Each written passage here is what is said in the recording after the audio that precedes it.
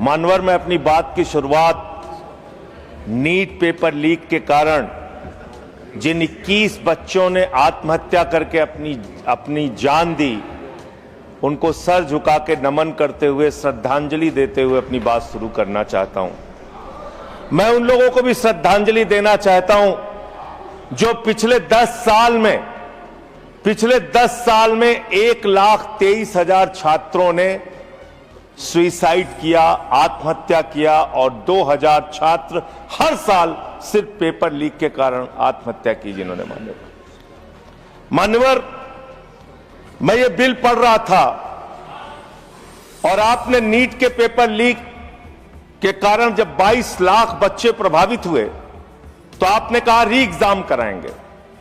पहली बार जब आपने एग्जाम कराया तो 22,80,000 बच्चे उसमें बैठे थे, लेकिन दोबारा जब आपने री एग्जाम कराया तो उसमें मात्र 20 लाख बच्चों ने हिस्सा लिया। 2,80,000 बच्चों ने हिस्सा नहीं लिया। उस गुनाह के लिए, उस पाप के लिए जिम्मेदार कौन है? दूसरी बात मान्यवर, यह बिल देख के मुझे लगता है कि सरकार खुद स्वीकार कर रही है कि देखो भाई, पेपर लीक तो होगा, पेपर लीक हम नहीं रोक पाएंगे, पेपर लीक होगा। हत्या के खिलाफ सख्त कानून बनता है, बलात्कार के खिलाफ सख्त कानून बनता है, तो कोई हत्या का अपराधी होता है, बलात्कार का अपराधी होता है जिसको सजा मिलती है। पेपर कराने की जिम्मेदारी तो सरकार की है मान्यवर, पेपर कराने की जिम्मेदारी तो सरकार की है। आपको अपने ऊपर कॉन्फिडेंस ही नहीं है कि आप ऐसा पेपर कराएंगे जिसमें पेपर लीक ना हो, यह आपको कॉन्फिडेंस नहीं, इसलिए आप ये कानून लेके आए। कानून में लिखा क्या है? इस कानून में आप लिख रहे हैं 2 महीने में इन्वेस्टिगेशन पूरी हो जाएगी, 3 महीने में ट्रायल खत्म हो जाएगा। 2 महीने में इन्वेस्टिगेशन पूरी हो जाएगी, 3 महीने में ट्रायल खत्म हो जाएगा। कितने कोर्ट है आपके पास? पूरे देश में कितने जजेस हैं आपके पास? फास्ट ट्रैक कोर्ट की असलियत मान्यवर पता है आपको? 2.5 lakh cases fast track court के अंदर पेंडिंग पड़े हुए हैं। यह आपकी हकीकत है। फास्ट ट्रैक कोर्ट की हालत यह है, एक लड़की एसिड विक्टिम, शाहीन नाम है उसका, 15 साल तक फास्ट ट्रैक कोर्ट में उसका मुकदमा चला और 15 साल के बाद सारे के सारे आरोपी बरी हो गए। क्या फास्ट ट्रैक कोर्ट की बात आप कर रहे हैं? गुमराह करने की बात आप करते हैं। मान्यवर, इनके राज में 1 लाख सरकारी स्कूल हिंदुस्तान में बंद हुए। 1,20,000 सरकारी स्कूल ऐसे हैं जिसमें एक टीचर है। 98,000 सरकारी स्कूल ऐसे हैं जिसमें बच्चियों के लिए टॉयलेट का इंतजाम नहीं है। 1,19,000 सरकारी स्कूल ऐसे हैं जिसमें बिजली का इंतजाम नहीं है। मान्यवर, यह सरकार शिक्षा के ऊपर मात्र 2% पैसा खर्च करती है, मिड डे मील में नमक रोटी खाने को देती है।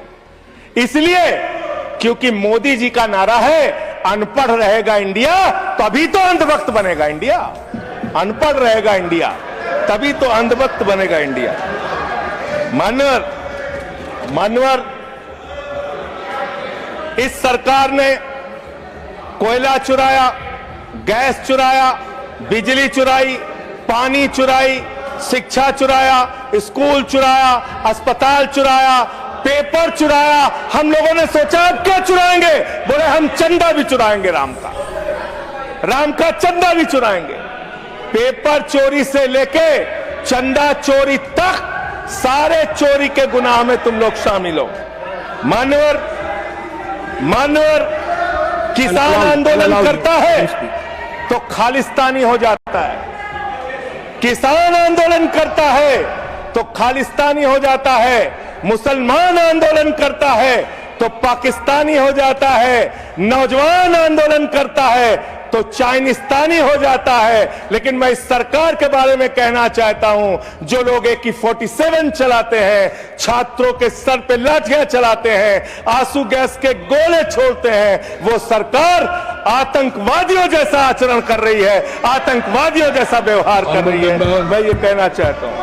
मान्यवर, प्लीज कंक्लूड। मान्यवर, मैं आपके माध्यम से इनको एक सुझाव देना चाहता हूं। इनकी एक सांसद ने वहां पर गई हुई नौजवान, खत्म कर रहा हूं सर, सबको ऊपर आपने 1-2 मिनट मुझे भी दे दीजिए, टाइम खत्म हो रहा, बोलिए बोलिए सर, अभी तो 3 मिनट बाकी है सर, बोलिए सर। छात्र जो गए वहां आंदोलन करने, उनको बर्बरता पूर्वक मारा गया, लाठियों से पीटा गया सर, उनके सर फोड़ दिए गए, उनके ऊपर आंसू गैस के गोले छोड़े गए, वो चीखते रहे, चिल्लाते रहे, 500 छात्रों को घायल किया। और बिहार के अंदर इन लोगों ने AK-47 चलाया सर। वो आतंकवादी हैं हमारे छात्र, वो हमारे घरों के बच्चे आतंकवादी हैं सर, जिनके ऊपर आपने गोलियां चलाई। और तो और इनकी एक सांसद है मान्यवर, उन्होंने किसान आंदोलन में किसानों को गालियां दी, नौजवानों के आंदोलन में नौजवानों के लिए इतनी भद्दी टिप्पणी की मान्यवर, इस सदन के अंदर मैं कह नहीं सकता मान्यवर। हमारी बच्चियों को यह कहा गया, उनके चरित्र के ऊपर सवाल उठाया गया। मैं निवेदन करना चाहता हूं JP नड्डा जी से, समझाइए अपने उस सांसद को। अभी तो उसको एक थप्पड़ पड़ा, सिर्फ 5 उंगली के निशान पड़े थे। ऐसी बात करोगे, गटर जेनजी को गटर कहोगे, जेनजी को गटर करोगे, तो तुम्हारी सरकार को इस देश का नौजवान, इस देश का जेनजी पकड़ के गटर में डालने का काम करेगा। इसलिए तुम्हारी सरकार को मान्यवर, इसलिए मैं आपसे निवेदन करना चाहता हूं, नौजवानों को गटर जेनजी मत बोलो, तुम्हारी सरकार को उठा के वो गटर में डालने का काम करेंगे मान्यवर। इसमें ऐसे प्रावधान आप लेके आए हैं। माननीय संजय जी, बस खत्म कर रहा हूं। अकेले स्पीकर हैं आप? हाँ, अकेले हैं। अकेले। सर, मैं ये सोच रहा था कि ये सरकार ऐसा कानून लेके आए, अकेले रहेंगे तब भी तुम्हारे खिलाफ लड़ेंगे, याद रखना। माननीय संजय जी, अकेले रहेंगे तब भी तुम्हारे खिलाफ लड़ेंगे। ये दादागिरी कहीं और दिखाना। बैठ जाओ, चंदा चोरी करते हो तुम लोग। माननीय तरुण जी, माननीय Sanjay ji, address the chair, chair को एड्रेस द चेयर। माननीय संजय जी, मैं सीधे कर रहा हूं सर।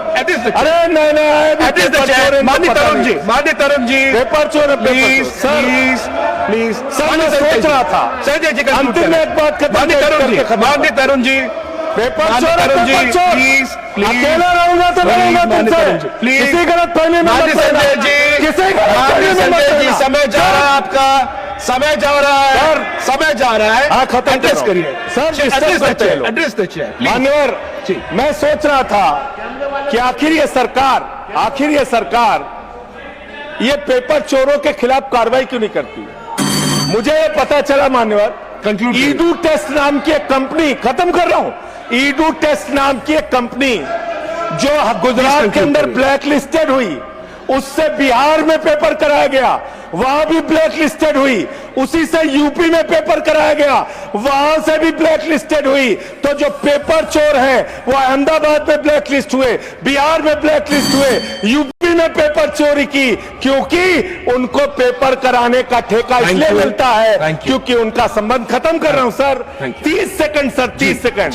उस ईडू टेस्ट कंपनी का पेपर चोर का संबंध देश के प्रधानमंत्री और कई राज्यों के मुख्यमंत्री से है। थैंक यू मुख्यमंत्री से है सर, मुख्यमंत्री से है, इनके फोटो मिलते हैं सर। खत्म कर रहा हूं, धमकी मत दिलवाइए सर, कंक्लूड करिए। चोर हमको धमकी दे रहे हैं, ये चंदा चोर हमको धमकी दे रहे हैं। Anything unparliamentary will not go on record, anything unparliamentary will not go on record. Please conclude करिए।